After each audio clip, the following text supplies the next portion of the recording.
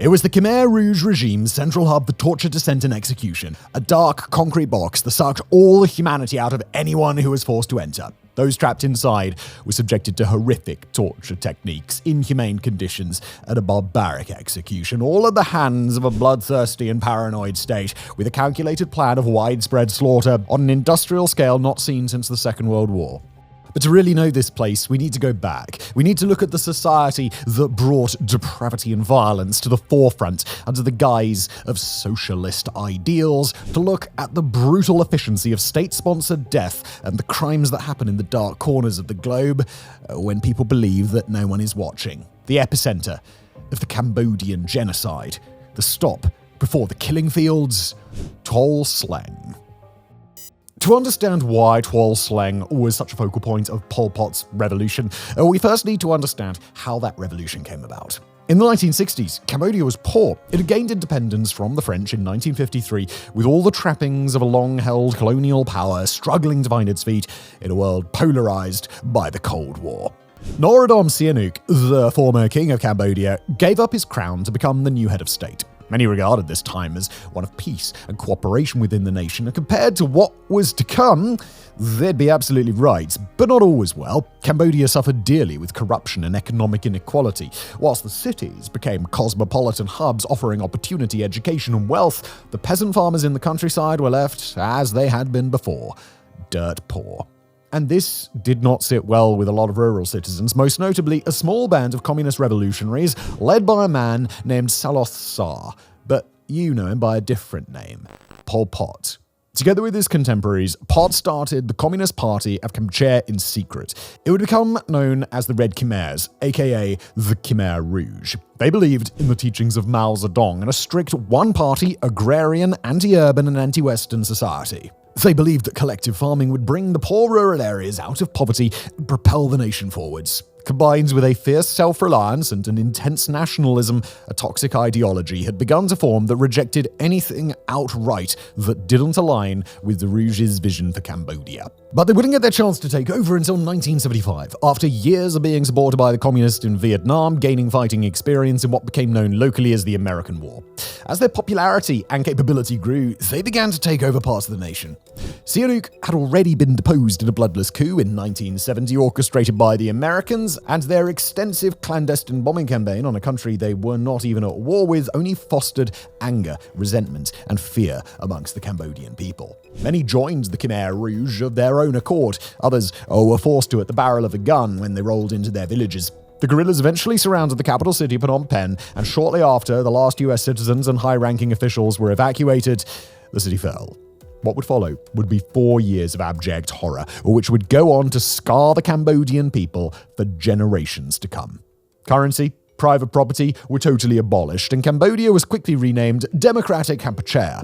Cities were emptied, and their citizens were sent on long marches to the countryside to work in the fields, later causing hundreds of thousands to starve to death.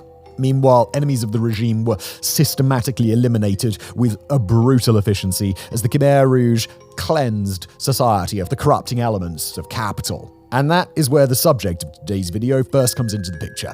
With so many enemies of the regime piling up quickly, those arrested were sent to prisons across the nation. And one in particular would become the epicenter of an extraordinary campaign of violence. It was on the outskirts of the capital. It was on a little hill called Tuol Sleng. Tuol Sleng was one of 189 prisons operating across Cambodia during the Khmer Rouge regime, and it was classified as S21. At the time, nobody knew it existed except the party leaders, the prison guards, and the prisoners who were housed there. It was a former school converted for the purpose of interrogation, torture, and execution. After all, the regime wouldn't be needing it for education anymore, with the Khmer Rouge's closing of all schools and their summary execution of anyone wearing glasses because they appeared educated. S21 consisted of a 600 by 400 meter complex surrounded by a corrugated iron fence with several more barbed wire fences around the perimeter.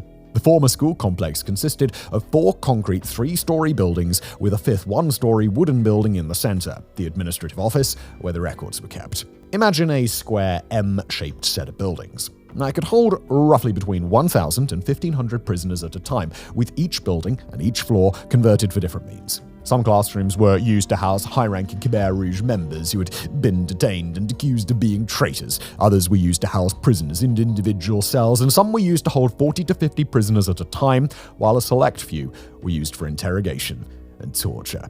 People were sent to S21 for many reasons, but most commonly because they had either been implicated in crimes against the revolution through the forced confessions of others, they had come under suspicion by party officials, or they were simply deemed untrustworthy, owing to having a familial relation with somebody who was already incarcerated.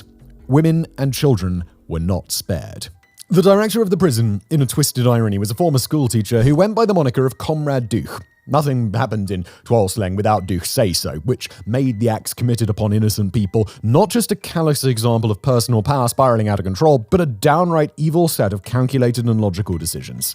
The documents left behind after the fall of the Khmer Rouge show the methodical and systematic way that Cambodian citizens would be sought out, arrested, and processed. Once identified, they would be transported, searched, weighed, photographed, and locked away. But this was just the beginning of the horror that victims of the regime had to endure. Those incarcerated likely didn't know it immediately, but being sent to Tuol Sleng meant that you had already been condemned to death, and the regime would ensure your time between arrival and departure would be miserable and it would be short. The cells for individual prisoners were constructed out of bricks on the bottom floor and wood on the floors above. They were only 1.6 square meters in size, leaving people with very little room to move around. But not much moving would be happening regardless, as prisoners throughout the complex would be regularly shackled to the concrete floors. Inmates also slept on the floor with no blankets, mats, or mosquito nets to protect them from the subtropical elements. They were fed a watery porridge or soup, just enough sustenance to keep them alive, and certainly weak. Meanwhile, old, empty ammunition boxes were passed for makeshift latrines. It was dark, cramped, dirty, hot, and devoid of all hope. Many died due to disease and infestation of lice while inside. Every single day, prisoners would be stripped naked by the guards at 4:30 a.m. and searched to check for loose shackles or weapons that could be used to commit suicide. It was a major concern within the prison, not for the well-being of those housed, but because the regime wouldn't be able to get information out of prisoners who ended their own lives prematurely. As a result, entire hallways on higher floors were filled with barbed wire to stop prisoners from jumping out of windows if they managed to unshackle themselves. And as if the conditions were not bad enough, the guards made it worse. 10 rules were made clear to prisoners when they first entered S21, including staying quiet, doing as guards say immediately, and not deflecting questions when asked. Those who did not follow the rules to the letter were either beaten with electrical wire or shocked with it. Anything the prisoners did whatsoever had to be okayed by a guard beforehand, even something as simple as sitting up. Those who did not ask would be beaten. Tuol Sleng was very much designed to break the will and the spirit of those housed there, and that's before we get to the torture and the execution. But the real reason for the existence of S21 was not to house political prisoners forever. It was merely the machine through which they extracted information from them before their execution. Classrooms were converted into torture chambers where prisoners were relentlessly tortured into confessing that they were either a foreign spy, even if they didn't even know what that meant. One interrogator, who himself was later tortured and executed, saw the flaws in the system at the time, quoting here, "All one ever heard from anywhere in Section 1, the prison, was the sound of beating the enemy and asking them if they were C, meaning CIA, or not." If this was the way they were questioned, how were the poor guys supposed to answer, especially when they didn't know what C was? As a result, women and children would be tortured in the same way as if they were a foreign agent. Under communism, apparently all are considered equal. Torture was a routine enough exercise to be written into the 8-point job description of interrogators whose main goals were simply to get a confession whether the person in question had committed crimes against the revolution or not. Some prisoners suffered the indignity of being forced to write and rewrite their confessions until the regime was happy with them. Those confessing were forced to implicate other people, and those who were being tortured would give up any name they knew in order to make the pain end. Then the Khmer Rouge would go out and arrest that person too, in a perverse cycle that only gathered momentum as the regime's paranoia grew. The torture chambers were classrooms that contained a chair, table, and a mattressless metal bed frame where prisoners would be shackled for long periods of time. But that was not the extent of it, not even close. Various methods of torture included whippings with rattan and electrical wires, beatings, being shackled in stress positions, malnutrition, waterboarding, dunking people in vats of water, the force feeding of bodily fluids, and sexual abuse, among many others. Sadism does not even begin to describe what happened here. Even those who did confess immediately, or even tried to, they'd be tortured anyway. Once a forced confession was signed that the higher-ups, like Khmer Rouge, were happy with, victims would be taken back to their cells. Some higher-profile prisoners would be held for months to get a confession, others wouldn't spend very long inside Tuol Sleng at all. But in the end, the destination was always the same: the killing fields. Groups of people would be removed from their cells in the middle of the night, and they would be taken to Chong Ek, a few kilometers outside of Phnom Penh. It's documented that those removed from Tuol Sleng were done so in batches based on some kind of classification, like the wives and children of those deemed traitors, highlighting the efficiency and organization of this brutality. Once they arrived, some would be made to dig large pits or individual graves. The prisoners would be lined up in front of them with their hands bound and blindfolds on. They would then be clubbed on the back of the head to save money on bullets and dumped inside. Almost nobody was spared this fate, no matter their age or gender. Today, a sign stands next to a tree at Chong Ek that reads, "Killing Tree," against which executioners beat children. Those who were killed were also dehumanized in the process, characterized as the enemy, not as people. The word kill was rarely used over the word smash, because you kill a person, you smash an object. And the Khmer word that was used for a female prisoner was the one for a female animal, not the one for a female person. In total, it's estimated that 15 to 20,000 people who passed through S21 were killed, a consensus being around 17,000. The mass graves and countless human remains at Chong Ek are a testament to that. On the 15th of November 1977, 418 people were killed in a single day. One of the most bizarre things about Tuol Sleng is that many, if not most of the people who were sent there, mistreated, tortured, and executed, were part of the very system that had set it up in the first place. While the first set of people who went could have been considered genuine enemies of the revolution, thousands of Khmer Rouge members would be sent in the end, including the peasant farmers that the entire movement was founded to help. Whether by being implicated by others or simply deemed untrustworthy by the central state apparatus, the revolution would turn on itself, driven by paranoid delusions. Even regional cadres would be summoned to Phnom Penh for official meetings, only then to be sent to Tuol Sleng and executed for no reason. Even those in Tuol Sleng itself were not spared. The guards, for all their brutality in carrying out the orders of Khmer Rouge and their perverse enjoyment of it in some cases, had their own insane rules to follow that included not leaning on walls or sitting during their shifts. In a system where any tiny infraction could cause you to end up like the very prisoners you're watching over, it became very clear that the system was not about building a communist utopia where the people could rule from the bottom up. It was about control. It was about being ruled by an iron fist from the very top down. Even some interrogators whose job it was to get confessions out of innocent people in S21 were themselves arrested and tortured, some for torturing people too much and killing them prematurely. Meanwhile, others were arrested for not torturing their victims enough, daring to show even the smallest amount of compassion to their fellow man. It does beg the question, for the Khmer Rouge, what the optimal amount of torture was. But again, it was more about control than anything else. The regime did not need a reason to send you to S21 and to the killing fields. They just needed an excuse. By the time 4 years had passed under Pol Pot's regime, the deranged cycle of forced confessions implicating others eventually started to find its way up the Khmer Rouge's own chain of command, which is why so many members ended up becoming victims themselves. Towards the end of the regime, the Khmer's paranoid mania was even beginning to implement some of Pol Pot's closest known associates. It may not have been long before it reached Pol Pot himself, but we'll never know. As finally, in 1979, Cambodia, having made several military incursions into the nation surrounding it, was retaliated against, and Vietnam launched a full-on invasion into democratic Kampuchea. The Khmer Rouge leadership quickly fled, and their battalions were defeated. The madness was over at last, but the damage of those 4 years would leave a lasting effect. Between 1 and 2 million Cambodians lost their lives unnecessarily, accounting for nearly a quarter of the country's population. Tuol Sleng today has a legacy of both immense bloodshed and quiet remembrance. S21 itself is now a genocide museum, as well as a candidate to become a UNESCO World Heritage Site that seeks to teach people about the horrors that happen there in the hopes that they'll never be repeated. And just as a personal note, I've been there, and it is something you don't forget. And the word genocide is an apt description. Those at Tuol Sleng did not have time to destroy the evidence that showed the sheer scale of the violence on display. After the Vietnamese capture Phnom Penh, Tuol Sleng was revealed as the hell on earth that it was. But it wasn't until the masses of documents in the administration office were combed through that the true horror of the prison came to light, illustrating a bureaucracy of death in how people were processed with brutal and chilling efficiency on an industrial scale. And remember, S21 may have been the epicenter of the depravity, but there were 188 other interrogation centers across the nation operating before the regime fell.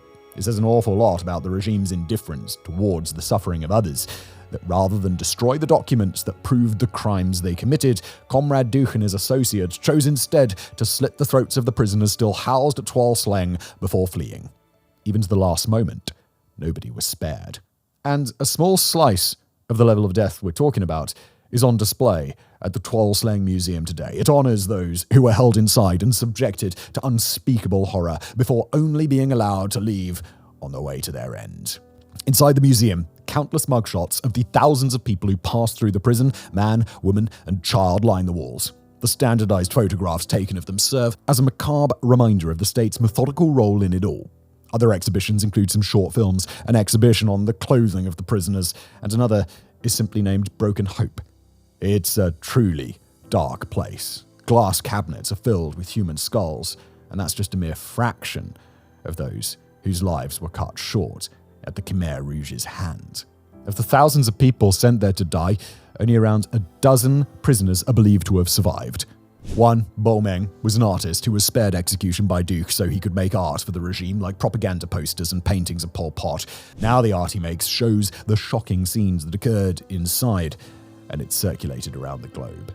Chum May, a mechanic at the time of the revolution, had never heard of the CIA before he was tortured for 10 days. He was spared because he was able to fix the typewriters used to type out the confessions of the prisoners. The stories of his torture are harrowing. Electrodes were placed inside his ears to get him to confess, and we'll quote here, "I could tolerate the pain of being beaten and even having my toenail pulled out, but it was the electric shocks I was terrified of. It felt like my eyes were on fire and my head was a machine. After that, I started telling them whatever they wanted to hear. I didn't know what was right or wrong anymore." Today, Chum May is deaf in one ear and says he hears the sounds of rushing water when he moves his head. He lost his 3-year-old son to a fever during the forced evacuation of Phnom Penh, and his 2 daughters disappeared whilst he was held inside S21. His wife and newborn son were killed in the midst of the fighting as the Vietnamese retook Phnom Penh. He still travels to Tuol Sleng most days to keep the memory of those lost alive. Quoting, "Visiting every day brings me closer to the victims in those photographs. I feel their presence here and our responsibility to tell the world what happened." Bo Meng, meanwhile, recalls stories of being so hungry that he ate the rats that scurried into his cell and the smell of death in the air while he shows people where he was imprisoned. He mourns his wife, Mao Yang, who was one of the many tortured and executed while incarcerated inside the facility. Ung Pech, another survivor, became the director of the museum when it opened in 1980. And what of the villain of today's story, Comrade Rouge, real name Kang Guek Yav, who administered Tuol Sleng and oversaw its program of insanity? Well, he was brought to justice in the later 2000s after he was found by a journalist. He described himself as deeply remorseful over the things he had done and that he hated his work in the prison. He also stated that he did what he did because he was motivated by fear for his own family's lives. Rouge's excuse was that he was only following orders, and we'll quote him here.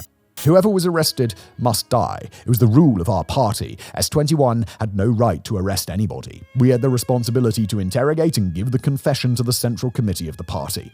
But he garnered no sympathy when he asked to be freed with this appeal, further arguing he was not a senior member of the Khmer Rouge hierarchy. He was sentenced to 35 years in prison for crimes against humanity in 2010, which was then upgraded to a life sentence after the fact. Both Bao Meng and Chang Mei, among other survivors, testified at his trial. Rouge died in 2020, living out a life that so many of his innocent victims were unable to, even if he was in prison. Only 2 other men may have been sentenced for similar crimes that were committed during the Cambodian genocide back in 2014. The legacy of it is still an open wound that Cambodia continues to grapple with today. Pol Pot, he died in 1998 after it was announced on the same day that he would face an international tribunal. His body was quickly cremated, raising suspicion that he'd committed suicide. But because of this, he'd never answer for the suffering he had ultimately caused.